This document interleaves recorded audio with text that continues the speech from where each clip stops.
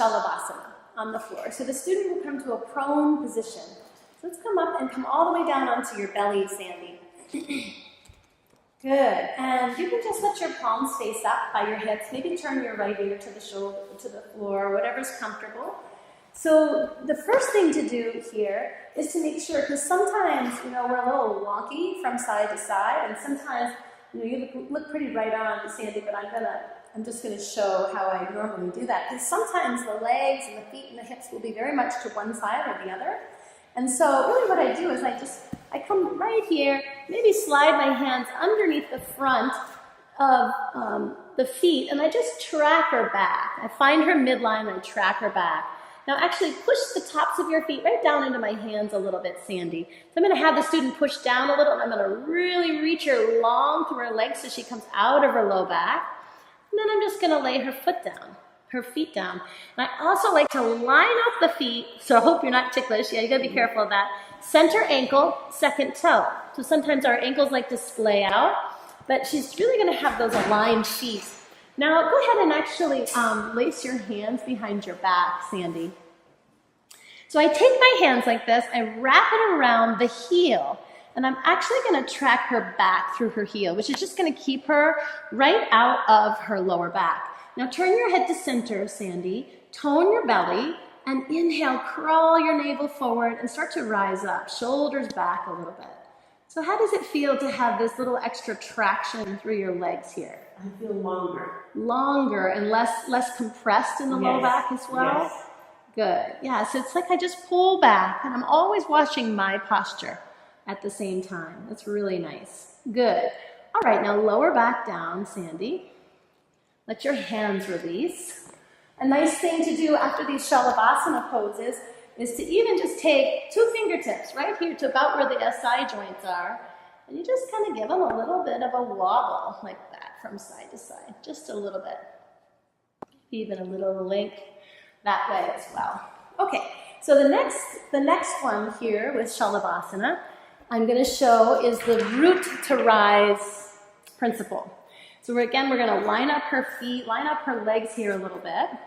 Now take your head to center, Sandy. Oh yeah, and that's another thing. Sometimes it feels so nice to actually, how does that feel, Sandy? It feels good. It does. Foot massage. Yeah, it's like a little foot massage. You can kind of dig your toes right in and even put a little weight right down, and it actually feels really good. You should try it and see what you think and see how your students like that. So all the way back, I'm going to take my calves, I'm going to keep my spine extended and place the flats of my hands now to the backs of her calves. And I'm actually going to root them down and actually kind of drag them back a little. Now go ahead and turn your palms down, or why don't you lace your hands just like you were to do. Good. She's going to come all the way back up again. Tone your belly and then lifts up. Now when I'm giving her this rooting power, good. Now you can lift your hands right away from your sacrum a little bit.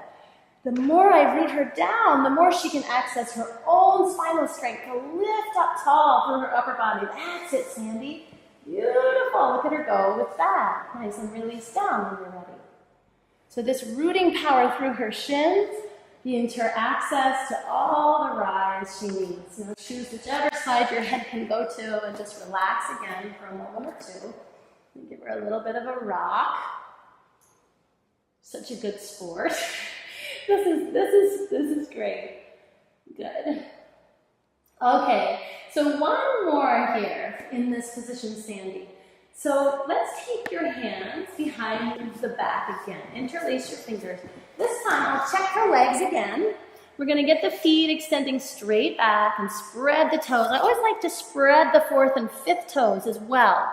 And you know this because as the 4th and 5th toes spread, it activates the chain of muscles right there through her outer shins, which will help her to hug her outer shins in and keep the pelvic area nice and wide and broad, so there's less of a chance for lower back compression. So I kind of widen her 4th and 5th toes, make sure her ankles aren't sickling out so she has the squeeze to the midline through the shins. Good. So now you're going to press down through your feet and take your head to center again, Sandy, and draw the shoulder blades onto your back gently and lift up. Now she comes up into this version of Salabasana again. I'm going to use the soft center palm of both my hands, stepping over her a bit like this. I'm going to cup the front of the humerus bones. And then I slide her shoulders forward to create what's called side body long, from her hips to her shoulders. I slide. There you go. Slide forward. Then I'm going to gently roll back. And then I might even lift forward and up a little through the arm bones. Lift, you okay, Sandy? Yes, it does. That's it. I'm going to pull forward. That's, now she's melting even more. Good. The heart melts forward and she rises up. Good. Release all the way down.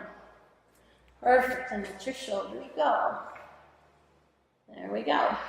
So that was like I cup the front of the shoulders, and I'm sliding the shoulders forward and then giving them a little bit of support to lift the head and shoulders.